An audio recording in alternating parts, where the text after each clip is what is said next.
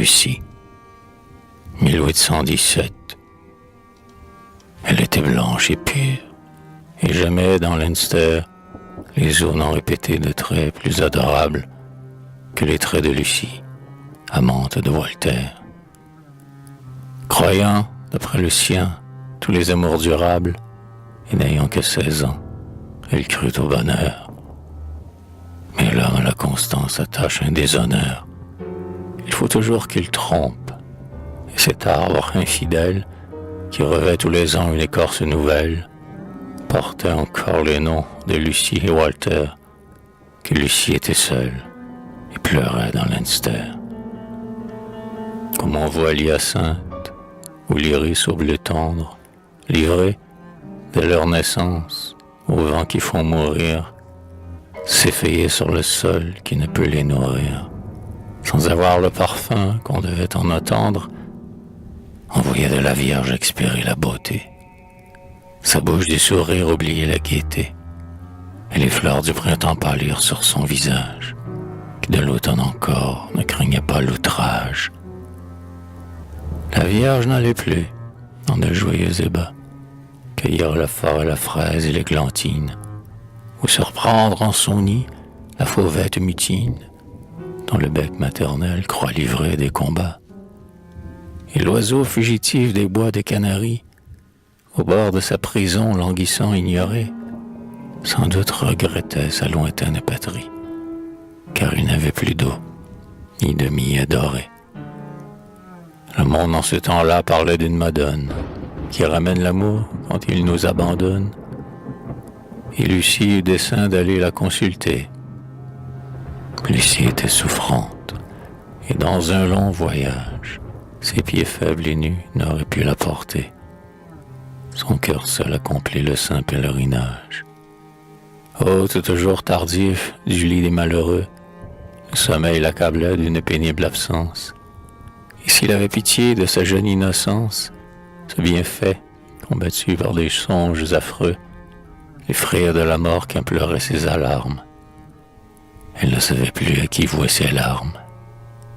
Or voici, quand l'hiver vient refroidir la nuit, ce que les vieux pasteurs, près du feu qui pétille, racontent longuement leur jeune famille, dont le cercle attentif se resserre sans bruit. C'est la veille du jour où Dieu, dans son église, verra s'unir ensemble Adelgise et Walter. Mais voyez quel orage avance sur Leinster, car Dieu ne bénit pas l'union d'Adelgise. Le vent rase en sifflant la pente des coteaux. L'orage éclate et gronde, et les reins de la cloche, dont la voix tour à tour s'éloigne ou se rapproche, fait, en se balançant, frissonner les vitraux. De son réduit plaintif, la corneille s'élance, voltige autour du toit par la grêle battue, et l'oiseau de la mort, qui jusque-là s'est tu, des tombeaux qu'il habite interrompt le silence.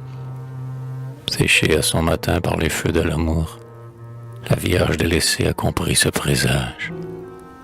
Tout m'annonce ma fin. J'ai vu mon dernier jour, disait-elle tout bas aux filles de son âge, qui pleuraient autour d'elle, et d'un soin complaisant, présentait à sa bouche un breuvage impuissant.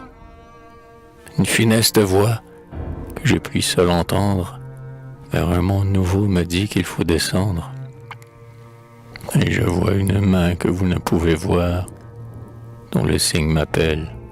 Adieu, fille chérie, pleurez sans vous cacher, car je n'ai plus d'espoir. J'aime à sentir vos pleurs mouiller mes mains flétries, car je me sens mourir. Et toi, mon bien-aimé, qui va près de l'autel conduire une autre épouse, tu m'y verras aussi, mais ce cœur abîmé, ce cœur ne battra plus d'une flamme jalouse. Tu seras riche et beau d'opulence et d'orgueil, moi je serai tout près, couverte d'un linceul. J'ai froid, bien froid, mais soulevez-moi la tête, que je suis faible aux dieux. C'est donc demain la fête. J'irai, je serai forte et je saurai souffrir. Serrez-moi dans vos bras, mes sœurs. Je vais mourir. Elle mourut. Son corps vêtu d'un long suaire fut, comme elle avait dit, porté le lendemain vers le temple où l'époux, d'une orgueilleuse main, conduisait sa conquête au pied du sanctuaire. Tout à coup, de la noce, on cesse les chansons. Les prêtres sont vêtus de leur noire étole, et du psaume des morts, les lugubres paroles de la cloche qui tinte accompagnent les sons. Le cortège s'avance, et d'une âme atterrée, Walter, qui voit passer cette foule éplorée, a reconnu Lucie. Elle semblait dormir, et sa bouche semblait achevée de gémir. Son front était paré de fleurs pâles comme elle, et c'était de ces fleurs qu'une épousée nouvelle emprunte le matin au pudique orangé, pour orner des cheveux qu'il faudra déranger.